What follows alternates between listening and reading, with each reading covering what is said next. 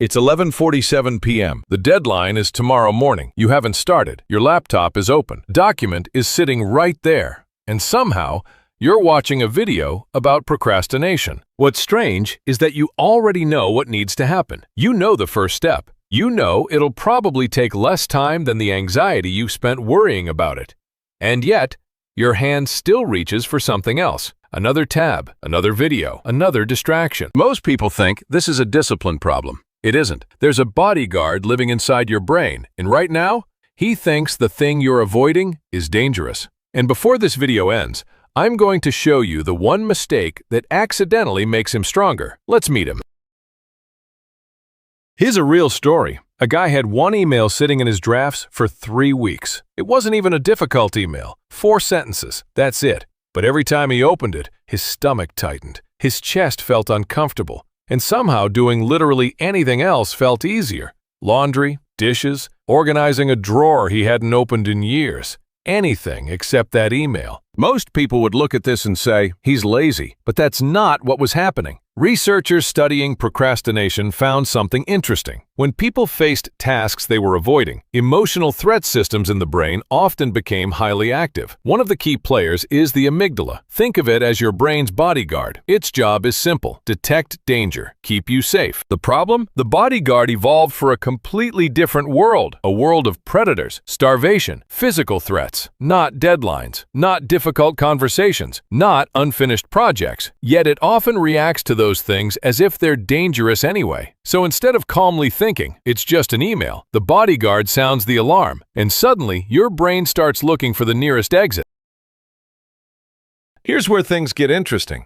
Your bodyguard doesn't really know the difference between danger and discomfort, embarrassment, failure, judgment, uncertainty, disappointment. To him, discomfort is discomfort, and discomfort is something that should be avoided immediately. So the moment you sit down to start the task, the alarm goes off, and your brain starts searching for relief.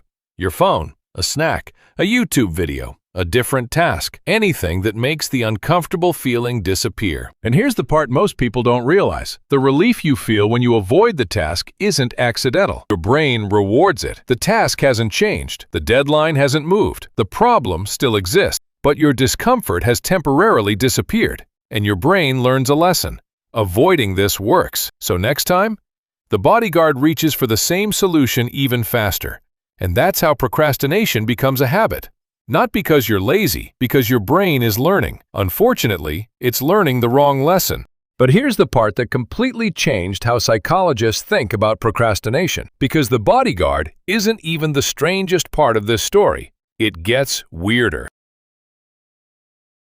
Imagine it's Friday night. You have a project due Monday. You tell yourself, I'll start on Sunday. And honestly, that feels reasonable. Sunday feels far away, almost imaginary, like somebody else's problem. Then Sunday arrives. It's 8:43 p.m. The deadline is tomorrow. And suddenly, the stranger is gone. It's you now. Researchers studying how people think about their future selves discovered something fascinating. When many people imagine future versions of themselves, their brains often treat that future self as psychologically distant. Not quite like a stranger, but not quite like the person they are right now either. And that distance matters, because every time you say, I'll do it tomorrow, you're making a deal. Present you gets the relief. Future you gets the responsibility.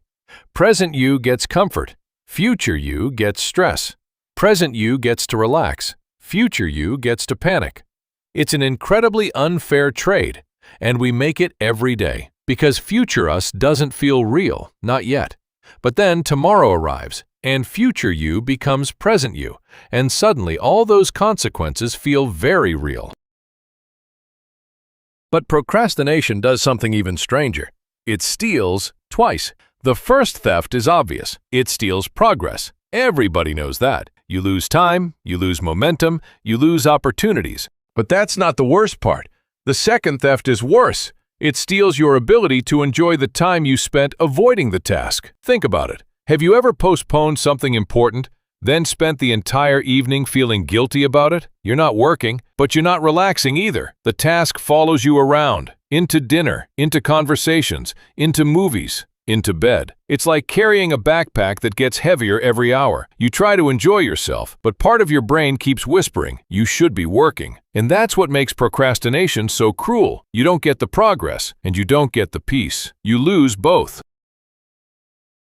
Not everyone's bodyguard reacts the same way. For some people, the alarm system is more sensitive. People with anxiety often experience stronger reactions to uncertainty. People with perfectionist tendencies can see mistakes as threats. People with ADHD often struggle with task initiation and delayed rewards. The important thing to understand is this: the people who procrastinate the most aren't necessarily the people who care the least. Sometimes they're the people who care the most, because the more important something feels, the scarier it becomes to fail.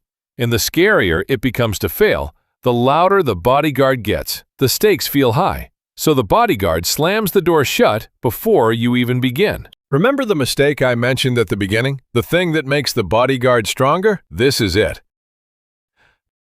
Most people respond to procrastination by attacking themselves. Lazy, weak, undisciplined, pathetic. It feels like accountability, but it usually isn't. It's fuel, because shame is just another uncomfortable emotion. And remember what the bodyguard does whenever uncomfortable emotions appear? He tries to make them disappear. So now the bodyguard isn't defending you from the task anymore.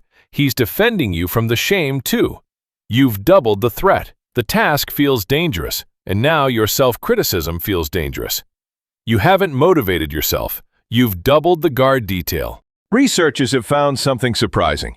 People who respond to procrastination with self-compassion often recover more effectively than people who constantly attack themselves, not because they're making excuses, because they're removing one of the threats. The bodyguard finally has less to defend against, and that gives you room to move. Everything we've talked about leads to one surprising conclusion. The solution isn't fighting your brain, it's learning how to calm it. Most people try to defeat the bodyguard. That's the wrong goal.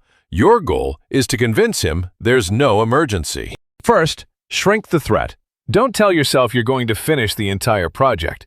Open the document. That's it. Don't promise 3 hours of studying. Read 1 page. The smaller the step, the less likely the alarm is to activate. Second, make the next action painfully obvious. Not, I'll do it later. Instead, at 4 p.m., I'll sit at my desk and write the first sentence. Specific plans leave less room for negotiation, and the bodyguard loves negotiation. Third, stop treating yourself like the enemy. When you procrastinate, don't ask, "What's wrong with me?"